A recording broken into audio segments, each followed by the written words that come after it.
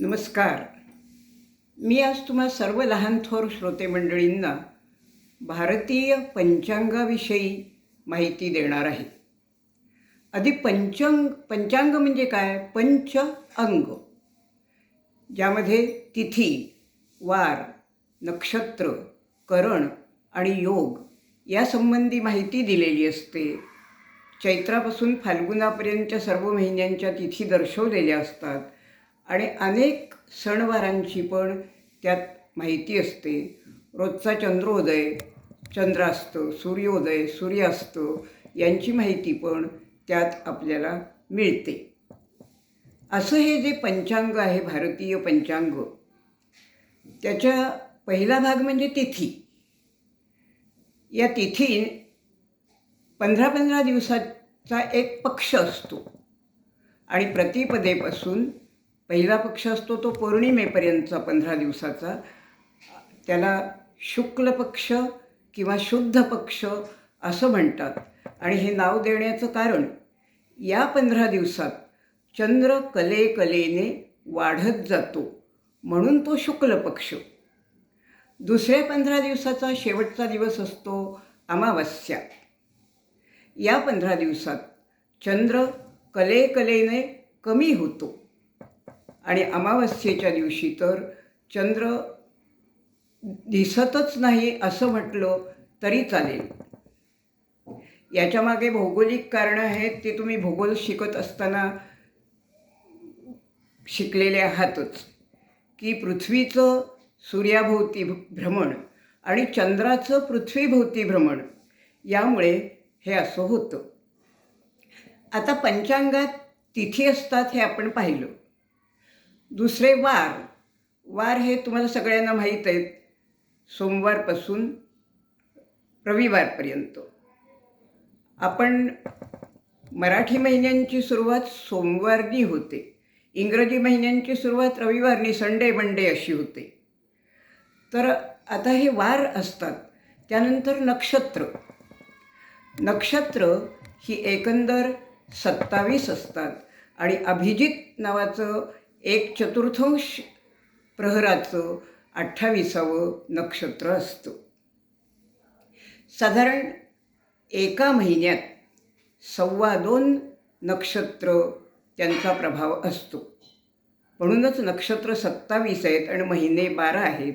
तर 2.25 नक्षत्रांचा प्रभाव एका महिन्यात असतो. अशी ती 27 नक्षत्र आहेत.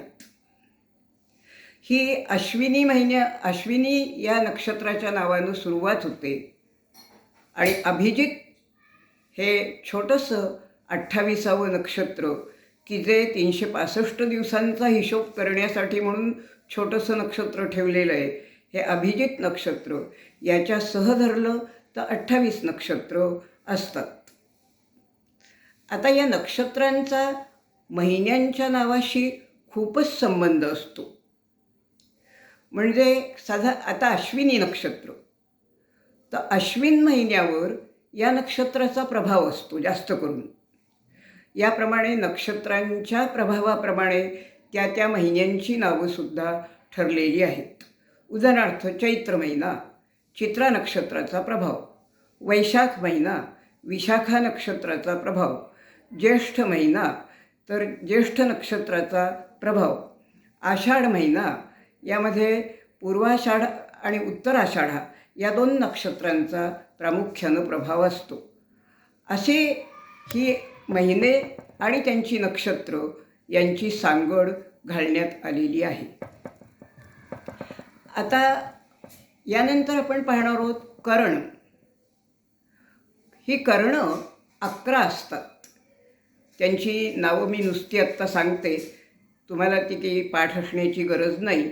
पण करणे 11: बव, बालव, कौलव, तैतील, गर, वणीर, वृष्टी, शकुनी, चतुष्पाद, नाग आणि किंस्तुघ्न अशी ही 11 करणे आहेत. आता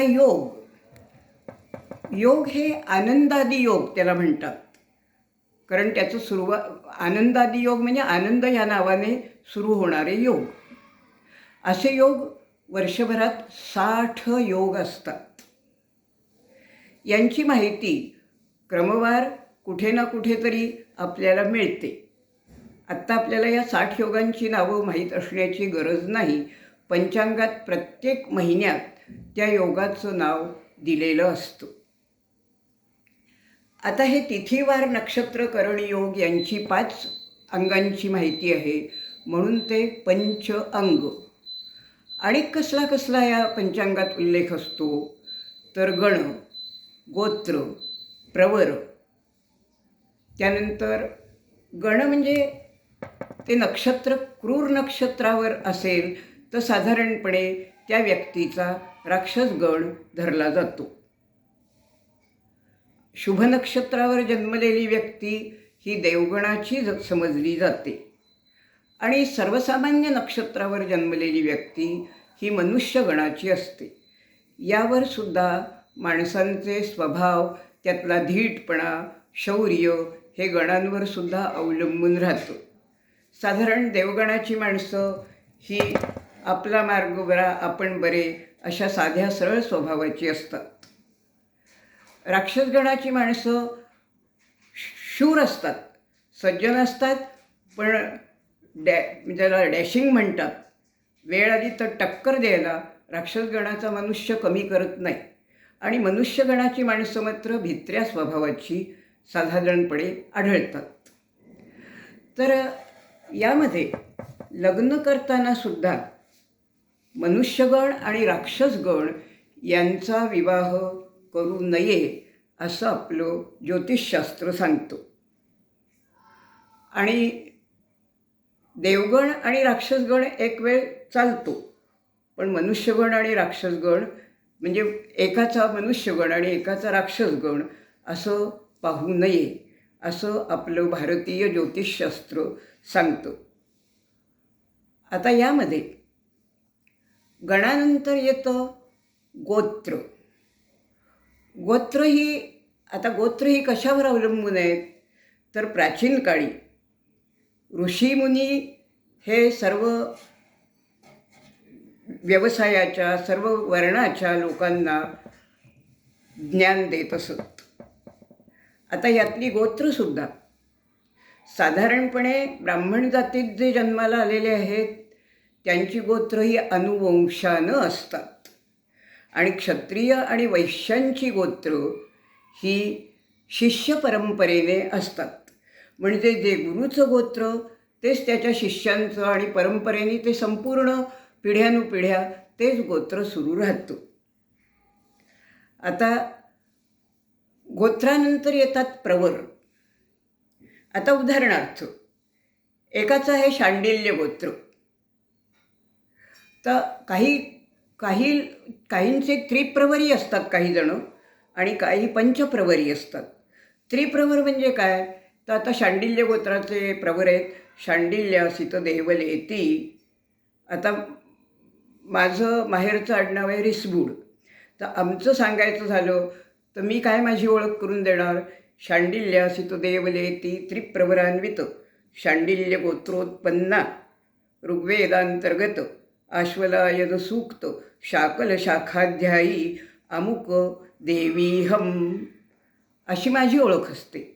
म्हणजे त्याला सगळ्याचा उल्लेख असतो. मग प्रवर म्हणजे काय की त्या ऋषींच्या आश्रमात शिकवणारे, त्यांच्याच विचारांचे आणि तशाच पद्धतीचं ज्ञान देणारे त्यांचे सहाध्यायी सहकारी शिक्षक म्हणजे ऋषी, त्यांचे ही प्रवर लावले जातात. म्हणून गोत्र आणि प्रवर या दोन्हीचा उच्चार धार्मिक कार्यांमध्ये केला जातो. आता गण पाहिले, आपण गोत्र पाहिलं, प्रवर पाहिले. आता आपण प्रामुख्याने पाहणार आहोत अनुलोम विवाह आणि प्रतिलोम विवाह म्हणजे काय आणि त्याच्यामागे शास्त्रीय कारण काय. भारतीय तत्त्वज्ञान असं सांगतं की मुलगी देताना उच्च वंशात द्यावी. हा अनुलोम उच्च वंशात, उच्च वर्णात, प्रामुख्यानं उच्च वर्णात द्यावी हा अनुलोम विवाह. म्हणजे ब्राह्मणाची मुलगी ब्राह्मणाच्या घरात जाणं हा अनुलोम विवाह. पण ब्राह्मणाची मुलगी क्षत्रियाच्या घरात जाऊ नये त्याचं कारण असं की लगेच फरक पडतो विचार पद्धतीत, गुणधर्मात, स्वभावांमध्ये फरक पडतो आणि म्हणून अनुलोम विवाह हा चांगला. उच्च कुळातील वर असणं हे अधिक चांगलं. आता प्रतिलोम विवाह म्हणजे काय की वधू उच्च कुळातील असेल तर ती खालच्या कुळात दिली जाऊ नये. तसं दिलं गेलं तर तो प्रतिलोम विवाह होतो आणि हा भारतीय ज्योतिषशास्त्राला किंवा भारतीय विचारसरणीला मान्य नाही. आता परतवेल म्हणजे काय? परतवेल याचा अर्थ असा की ज्या वंशात आपली मुलगी दिली गेली आहे त्याच वंशातली मुलगी परत ह्या वंशात येऊ नये असं झालं तर तो प्रतिलोम विवाह होतो. आणि अनुलोम विवाह म्हणजे गणगोत्र जुळत असेल, पत्रिका जमत असेल तर आपली मुलगी ज्या कुळात दिली गेली आहे त्याच कुळात दुसरी मुलगी दिली गेली तरी चालते, त्याला अनुलोम विवाह म्हणतात. पण त्या कुळातली मुलगी माघारी पुन्हा पहिल्या कुळात येता कामा नये, तो प्रतिलोम विवाह होतो. आणि त्यामुळे रक्तदोष किंवा अनेक आनुवंशिक विकार होण्याची शक्यता असते असं भारतीय ज्योतिषांच्या अनुभवाला आलेलं आहे. आणि म्हणून त्यांनी अनुलोम विवाह मान्य केलेला आहे पण प्रतिलोम विवाह मान्य केलेला नाही. आता आपण अनुलोम विवाह आणि प्रतिलोम विवाह म्हणजे काय पाहिलं. आता परतवेल. परतवेल म्हणजे काय? पुन्हा तेच. परतवेल म्हणजे ज्या वंशात माझी मुलगी दिली त्या वंशातली मुलगी माझ्या वंशातल्या मुलाला कधी पुन्हा देता कामाची नाही. तसं झालं तर त्याला परतवेल असं म्हणतात. आणि ही परतवेल भारतीय ज्योतिषशास्त्राला मान्य नाही. आता आपण अनुलोम विवाह, प्रतिलोम विवाह, परतवेल, गण गोत्र प्रवर याविषयी माहिती पाहिली. आणि अशा रीतीने आजची माहिती देण्याचा हा प्रपंच मी इथे थांबवते. नमस्कार.